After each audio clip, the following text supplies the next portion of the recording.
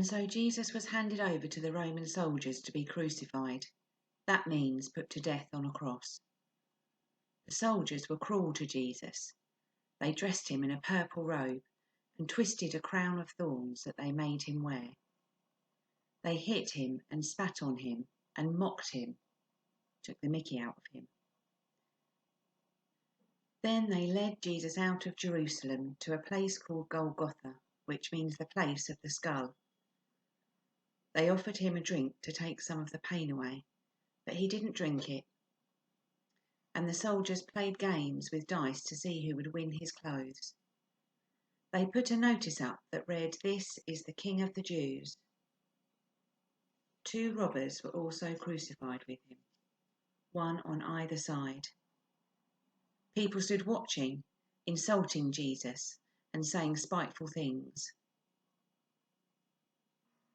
At the 6th hour, that's about 12 o'clock midday, at the 6th hour darkness came over the whole land until the 9th hour. That's about 3 in the afternoon. So not the usual time that the sky would be dark. And at the 9th hour Jesus cried out in a loud voice, "Eloi, Eloi, lama sabachthani," which means, my God, why have you forsaken me?"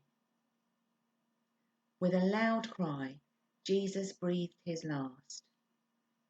The curtain of the temple was torn in two from top to bottom.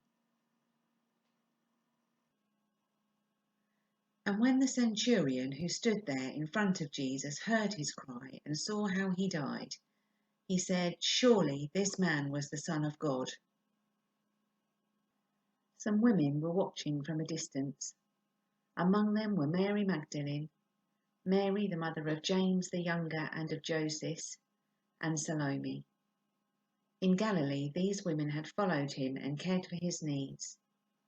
Many other women who had come up with him to Jerusalem were there also. The cross reminds Christians of the death of Jesus and the amazing love that he has for us. The way that Jesus suffered and was killed shows just how bad human sin is. Sin is not just the things we do wrong, but the attitude that we can sometimes have towards God, where we think that we are in charge rather than him. On the cross, Jesus took the blame for all of our sins, so that we don't have to be punished ourselves. Sin gets in the way of our friendship with God, and Jesus' death was the only way that this could be put right again, because it means that God can forgive our sins when we ask him to, because Jesus has already been punished in our place.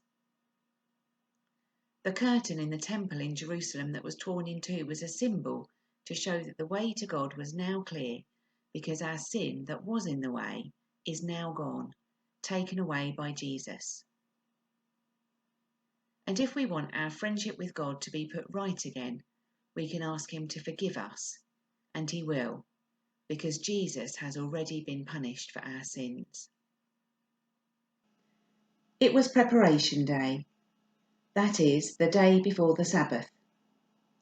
And the Sabbath day is a day each week when the Jewish people have a rest.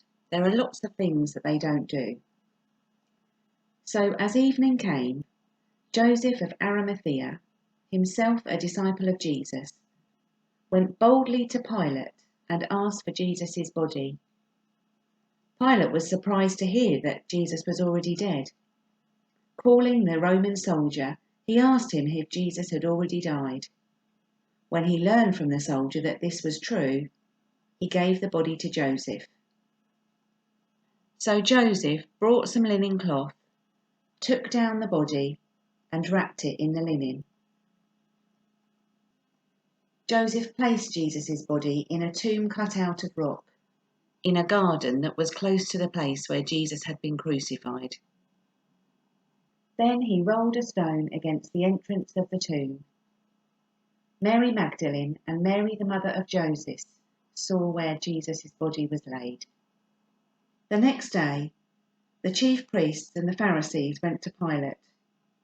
"Sir," they said, "we remember that while he was still alive, that deceiver said, 'After 3 days I will rise again.'